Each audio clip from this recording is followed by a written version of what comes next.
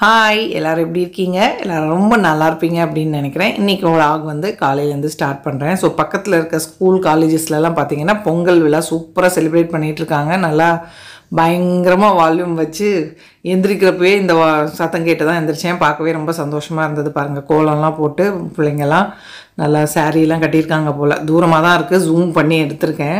அழகாக பொங்கல் வச்சிட்ருக்காங்க.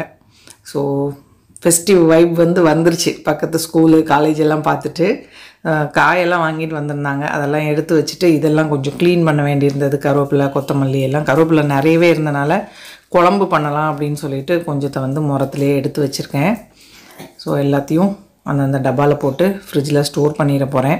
யாரோ ஒருத்தவங்க என்னோடய யூட்டிலிட்டி ஏரியா கேட்டிருந்தீங்க. ரொம்ப கச்சன்னு அசிங்கமாக இருக்கும். இப்படி தான் இருக்கும் பாருங்கள் யூட்டிலிட்டி ஏரியா. மேலே சிட்டிடேட்டோட சாப்பாடு, அவன், அந்த மாதிரி தேவையில்லாத டப்பா, கொஞ்சம் காய்கறிகள் எக்ஸ்ட்ரா இருக்கிறது, அந்த இதெல்லாம் இதில் போட்டு வச்சுருப்பேன். Dyson washing machine, dish washer எல்லாமே அதில் இருக்கும். அவ்வளோ சூப்பராலாம் ஆர்கனைஸ் ஆகியிருக்காது. ஸோ காலையிலேயே அந்த பாட்டு அதெல்லாம் கேட்டு பார்க்குறப்ப பார்த்திங்கன்னா நமக்குமே கூட நல்ல அந்த ஒரு சந்தோஷமான ஃபெஸ்டிவ் வைப்ஸ் எல்லாம் ஃபீல் ஆகும்.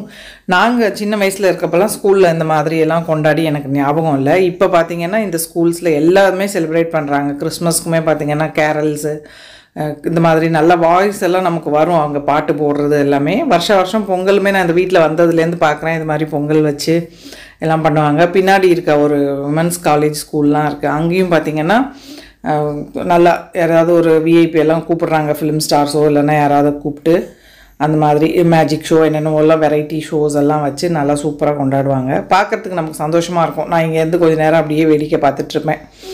ஸோ அதனால் வேலை செய்கிறதுமே அலுப்பாக தெரியாது பாருங்கள். அப்படி பாட்டெல்லாம் கேட்டுட்டு அவங்க அனௌன்ஸ்மெண்ட்டு, இப்போ டீச்சர்ஸ் பேசுகிறது, குழந்தைங்க பேசுகிறது எல்லாமே கேட்கும். ஸோ பாருங்கள், அதுக்குள்ளே பொங்கல் வச்சு முடிச்சிட்டாங்க போல். ஸ்டூடெண்ட்ஸ் எல்லாம் எல்லோரும் இப்போ உட்காந்துட்ருக்காங்க. அதையும் பார்த்துட்டு சரி பிரேக்ஃபாஸ்ட் செய்யலாம். இப்படியே எல்லாரையும் வேடிக்கை பார்த்துட்டு இருந்தால் நம்ம வயிறும் ஒன்று இருக்குது இல்லையா. ஸோ பொங்கல் க்ளீனிங்லாம் நான் ஒன்றும் இந்த தடவை பெருசாக பண்ணலை. ஃபுல் கிச்சனும் எப்பயும் செய்வேன். இந்த தடவை அந்த மாதிரி ஒன்றும் மூடில்லை. எல்லாமே ஓரளவுக்கு க்ளீனாக தான் இருக்குது. அதனால் இழுத்து போட்டெல்லாம் செய்யலை நான்.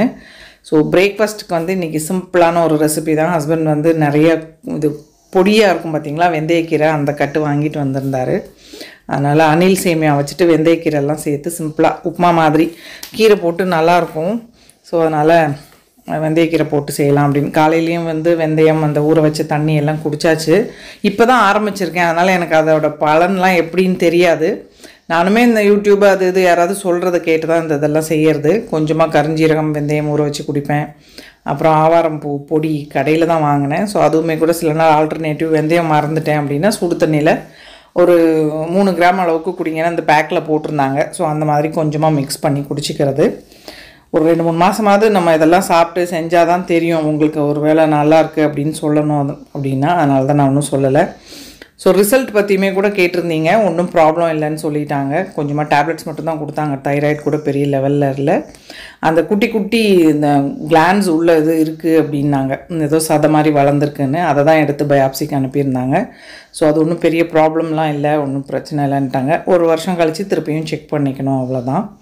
ஸோ எண்ணெய் சேர்த்துட்டு கூட கடுகு, உளுத்தம்பருப்பு, நிலக்கடலை எல்லாம் சேர்த்துருக்கேன். இஞ்சி, பச்சை மிளகா, கருவேப்பிலை எல்லாம் சேர்த்து வதக்கிக்கலாம். ஸோ சிம்பிளான சேமியா உப்புமா தான். கொஞ்சம் ப்ளெயினாக இல்லாமல் கீரை போட்டு செய்ய போகிறேன்.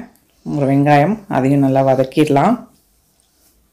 ஸோ அக்கறையாக நிறைய பேர் கேட்டிருந்தீங்க. நான் அந்த வீடியோவில் சொல்லக்கூடாதுன்னு இல்லை, மறந்துட்டேன், அப்படியே விட்டுட்டேன் போல். நிறைய பேர் ரிசல்ட் என்னாச்சுன்னு கேட்டிருந்தீங்க. ஸோ அதனால தான் சொல்கிறேன். 2-3 பேருக்கு டைப் கூட பண்ணியிருந்தேன். ஆனால் வரிசையாக எல்லாேருக்கும் டைப் பண்ணோன்னா எனக்கு டைப் அடிக்கிறதுக்குமே ரொம்ப லேட் ஆகும். அதனால தான் விட்டுட்டேன். ஸோ தக்காளி சேர்த்துட்டு இதுக்கு தேவையான அளவுக்கு உப்பும் சேர்த்துருக்கேன். தக்காளி கொஞ்சம் நல்லா கரைஞ்சி வெந்ததுக்கப்புறமா தான் தண்ணி ஊற்றணும். இந்த சேமியாவுக்கு பார்த்திங்கன்னா நிறைய தண்ணி ஊற்றிட்டோம்னா ஒரு மாதிரி பிசுன்னு ஆகிடும்.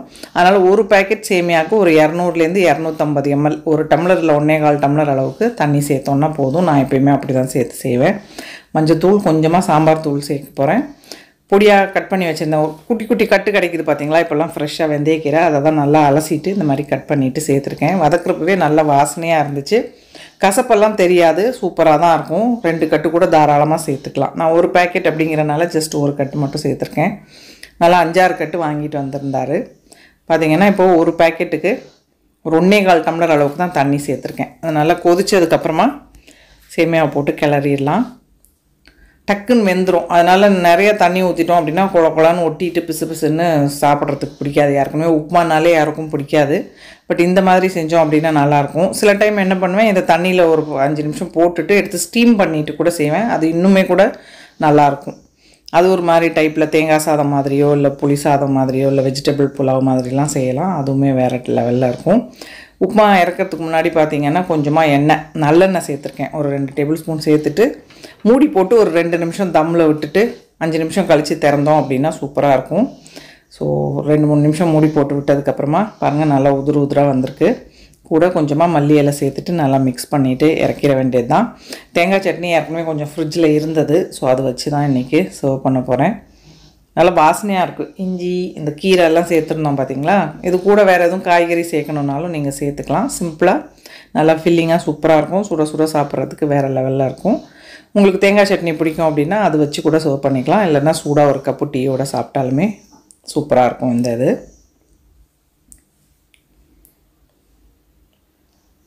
ஸோ சாப்பிட்டு பார்த்தேன், நல்லா சூப்பராக இருந்தது. கீரை வெந்தயக்கீரை இதுதான் ஃபஸ்ட் டைம் சேர்க்குறேன். நல்லாவே இருந்தது.